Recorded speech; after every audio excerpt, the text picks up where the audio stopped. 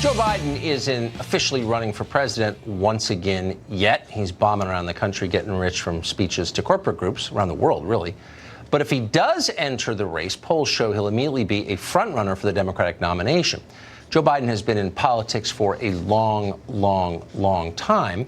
The Democratic Party of today is completely different from the party he joined 50 years ago. How will the party's red guards, who are now in charge of everything, feel about Joe Biden's past?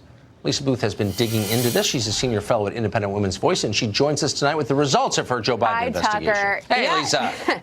Well, there's a lot there, as you can imagine. He served in the Senate for 36 years, spent 8 years as the vice president. And with that, there's a lot of positives. Part of the reason why he's the front runner is high name ID.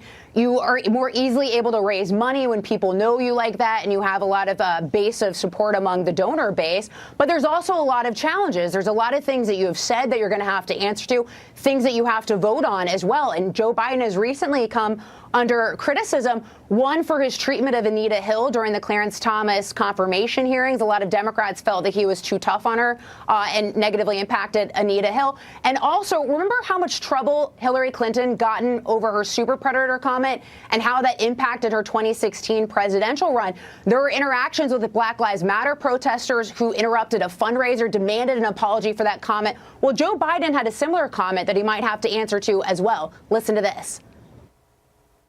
That cadre of young people, tens of thousands of them, born out of wedlock, without parents, without supervision, without any structure, without any conscience. We should focus on them now, not out of a liberal instinct for love, brother, and humanity, although I think that's a good instinct, but for simple, pragmatic reasons.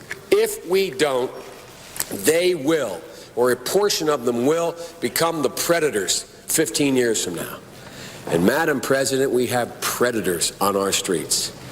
Well, and Tucker, remember the 4.4 million voters, 2012 Obama voters that sat home in 2016, more than a third were African Americans. And there's also this comment when you look at the fact that you've got people like Kamala Harris, Elizabeth Warren embracing and endorsing reparations for slavery. There's this comment I want to show you as well, if we can pull it up, that Biden made back in 1975 regarding school busing. And he said, I do not buy the concept popular in the 60s, which said we have suppressed the black man for 300 years and the white man is now far ahead in the race for everything our society offers. In order to even the score, we must now give the black man a head start or even hold the white man back to even the race. I don't buy that.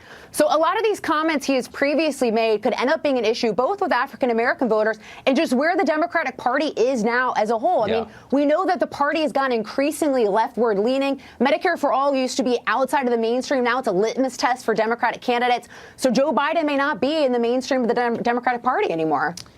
I would say he's not even the same zip code as the mainstream of his party. At least well, great to see you that's a more interesting way to say it. It's true. It's unbelievable.